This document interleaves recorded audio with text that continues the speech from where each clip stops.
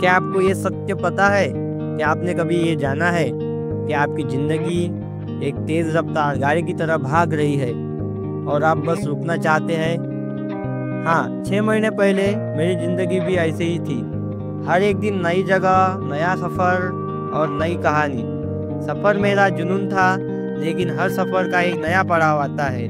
मैंने खुद से पूछा, क्या मैं सफ़र कर रहा था या बस भाग रहा था? जवाब ढूंढने के लिए मुझे रुकना पड़ा। शुरुआत में तो मैं भी डरा हुआ था, क्योंकि एक सफ़र कहाँ पे रोकना मेरे लिए तो कठिनाइयों से भरा हुआ था।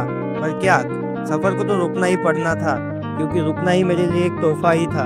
इन 6 महीनों ने मुझे बहुत कुछ सिखाया है कि ज़िंदगी सिर्फ नई जगहों पे जाने का नाम नहीं है, उन चीज़ों को देखने का वक्त है जो आपके पास पहले से ही है।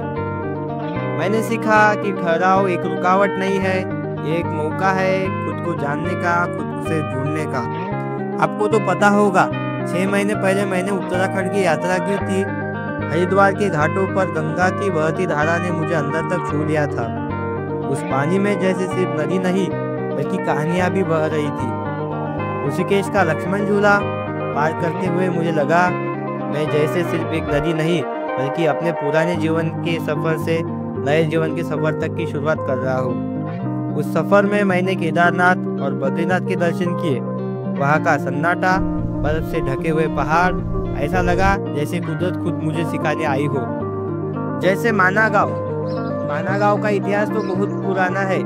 पांडवों से लेकर तक वाल्मीकि जी तक भारत का पहला गांव। वहां खड़े होकर महसूस हुआ कि दुनिया की शुरुआत कितनी खूबसूरत थी।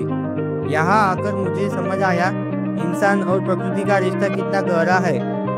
लेकिन जैसे ही हम वापस लौटने लगे, सफर रुक सा गया। शुरू में लगा शायद अब सब खत्म हो गया है, लेकिन यह ठहराव भी मेरे लिए सबसे बड़ा शिक्षक बना। हरिद्वार की गंगा की तरह मेरी जिंदगी भी बहना चाहती थी, लेकिन इस बार मुझे बहने के लिए दिशा चुननी थी। अब मैं फिर से तैयार हूँ, लेकिन इस बार मेरा सफ़र सिर्फ बाहरी नहीं, बल्कि अंदरूनी भी होगा। सबसे बड़ा पड़ाव और महत्व वाला पड़ाव यही होता है। कभी कभी रुकना भी सफ़र का सबसे खूबसूरत हिस्सा होता है।